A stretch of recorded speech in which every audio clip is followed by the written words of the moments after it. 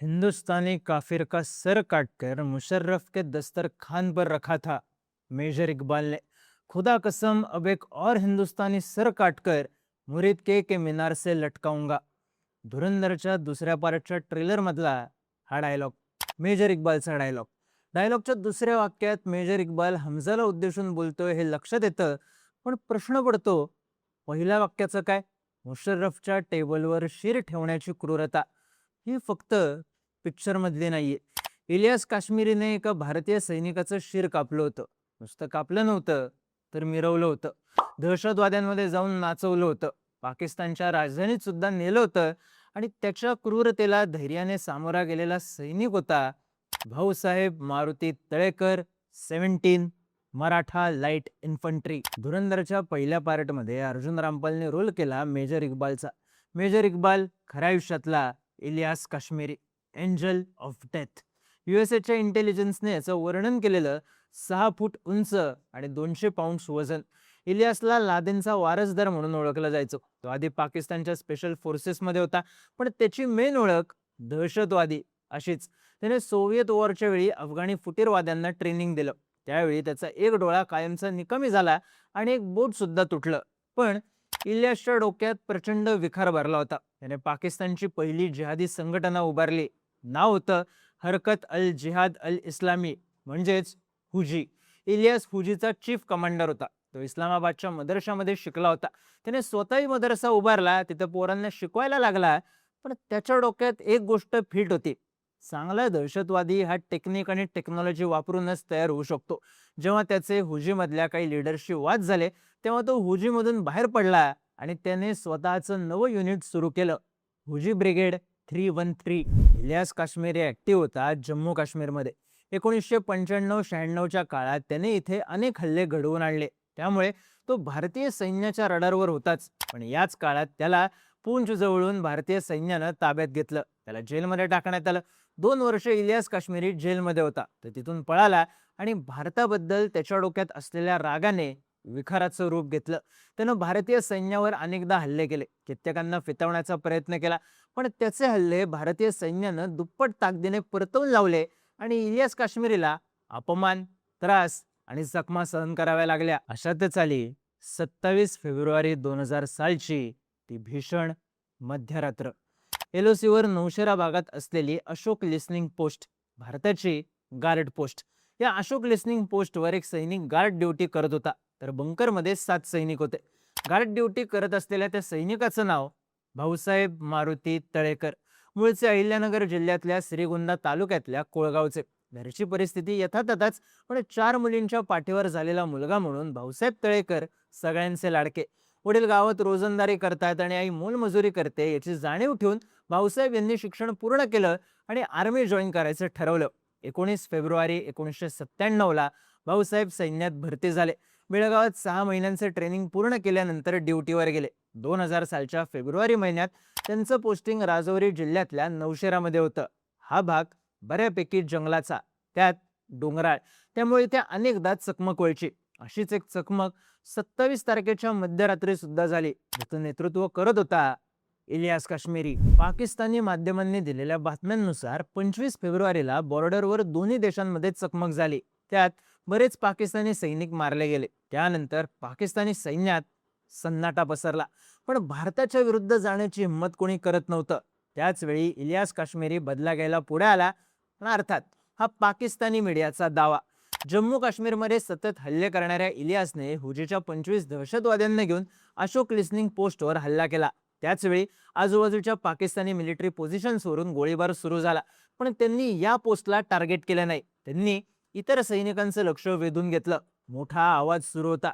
त्यावेळी भाऊसाहेब तळेकर आपली guard duty करत होते आणि अचानक 26 जण त्यांच्या पोस्ट पाशी घुसले.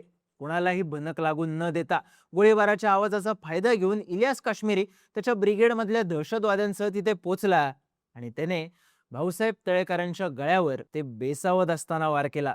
भाऊसाहेब जमिनीवर कोसळले आणि त्यानंतर हुजी दहशतवाद्यांनी बंकरमध्ये फायरिंग सुरू केलं. भारतीय सैनिकांनीही त्यांना उत्तर दिलं. या चकमकीत एक दहशतवादी ठार झाला.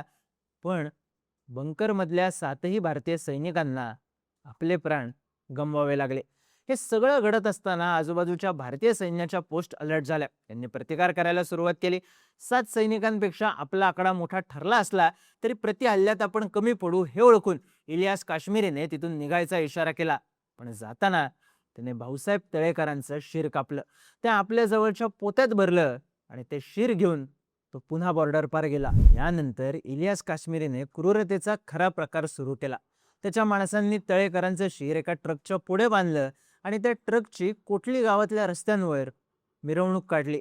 स्वतः इलियास काश्मीरी ते शिर नाचवत होता. त्यानंतर हुजीने पाकिस्तानी पत्रकारांना बोलवून ते शिर दाखवलं आणि आम्ही भारताच्या सैन्याविरुद्ध काय करू शकतो हे जगाला सांगा असा इशारा सुद्धा दिला. इलियास काश्मीरीचं एवढ्यावर समाधान होत नव्हतं. त्याला हे शिर पाकिस्तानची राजधानी इस्लामाबादला न्यायचं होतं आणि तिथेही मिरवणूक काढायची होती. पण त्याच्या या प्लॅनिंगची टीप ISIला मिळाली आणि त्यांनी काश्मीरीला असं काही करण्यापासून थांबवलं. त्यांचं म्हणणं होतं असं काही घडलं तर जगात पाकिस्तानबद्दल चुकीचं मत तयार होईल आणि त्यामुळे पाकिस्तानला अमेरिका आणि इतर देशांकडून मिळणारी मदत थांबेल. पण त्यांच्या ह्या उत्तरावर इलियास काश्मीरीचं समाधान झालं नव्हतं.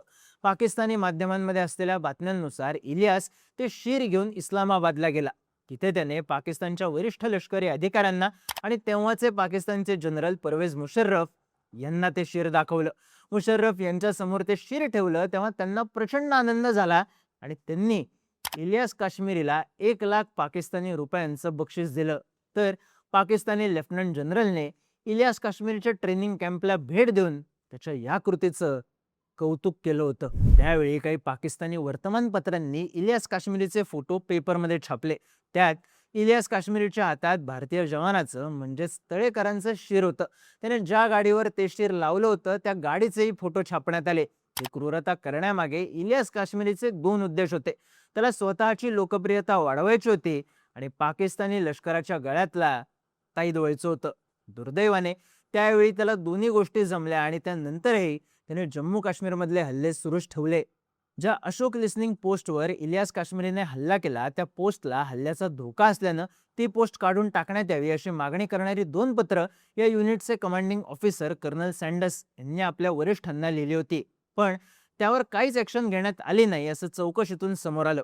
त्यात कर्नल सँडर्स हे नेतृत्व करण्यासाठी अनफिट असल्याचा ठपकाही ठेवण्यात आला. त्यांचं प्रमोशन थांबवण्यात आलं.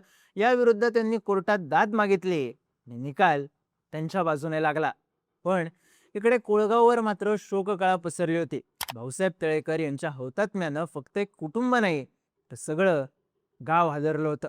त्यांच्यावर अंत्यसंस्कार झाले तेव्हा इच्छा असूनही त्यांचा चेहरा त्यांच्या कुटुंबियांना पाहता आला नाही. कारण पाकिस्तानने त्यांचं शिर कधी परत केलंच नाही. भारतीय लष्कराने तळेकर कुटुंबियांना आर्थिक मदत केली. त्यांच्या आईवडिलांना पेन्शन सुरू केलं. बहिणीच्या शिक्षणाची पूर्ण जबाबदारी दिली. सैन्यानं आपल्या जवानाच्या कुटुंबाला एकटं सोडलं नाही. इकडे 2011 साली इलियास काश्मीरीचाही शेवट झाला अमेरिकेनं केलेल्या ड्रोन हल्ल्यात. पण त्याआधी त्याचं आणि पाकिस्तानच्या सरकारचं बरंच बिनसलं होतं. बेनझीर भुट्टो यांच्या हत्येमागं हा होता. त्यानं परवेज मुशर्रफ यांना उडवायचा प्लॅन केला. हा 2008च्या मुंबई हल्ल्यांमागे होता. हा 2010च्या पुणे स्फोटांमागे होता. यानं हेडलीला सुद्धा परस्पर संपवायचं प्लॅनिंग केलेलं. हा एवढा खतरनाक बनला होता की अमेरिका आणि पाकिस्तान दोघांना एका वेळी जड जात होता. हा मेल्याच्या बातम्या 3 वेळा आल्या. पण चौथ्यांदा बातमी आली आणि कन्फर्म मेला अमेरिकेच्या ड्रोन अटॅकमध्ये. ज्या अमेरिकेनं त्याला सुरुवातीला बळ दिल्याची चर्चा झाली होती त्याच अमेरिकेने त्याला संपवलं. त्यावेळी आणखी एक चर्चा झाली. अमेरिकेला इलियास काश्मीरीचं लोकेशन पुरवणारं दुसरं तिसरं कोण नाही, पाकिस्तानच होतं.